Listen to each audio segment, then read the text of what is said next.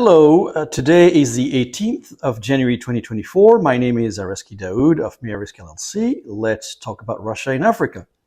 Russia's influence in the Sahel region of Africa is about to expand further with more cooperation deals that have been announced by Niger and Russia during the ongoing visit to Moscow of Niger's prime minister and other senior officials. Now, speaking to the Russian media, Niger's defense minister, Salifou Mody, said that joint projects are being finalized during the visit following months of preparation and negotiation that have taken place in Niamey, that's the capital of Niger. Mody even hinted on an increased presence of Russian assets as being part of this cooperation plan tying the two nations.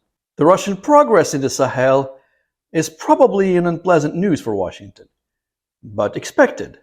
While Niamey and other Sahelian nations have been working to diminish the French presence in the region, the US generally came out somewhat unscathed by this wave of anti-Western sentiment there. This is largely because the United States has had a rather minimal approach to this part of the world, keeping itself clean and clear of trouble, and obviously counting on France to police and oversee the region, which, as we know by now, things ended pretty badly.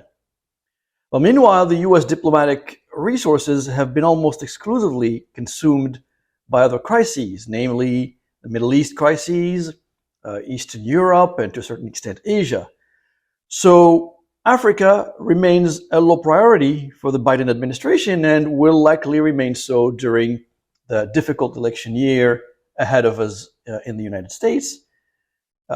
Still, Washington maintains a drone base in the north of Niger, specifically Nagadez, and is trying to have more civilian-focused engagements, albeit symbolic in their impact, and at a very minimal cost to US taxpayers. For example, this week the US government donated medical equipment and materials to 2 maternity wards in Niamey, again the capital of Niger.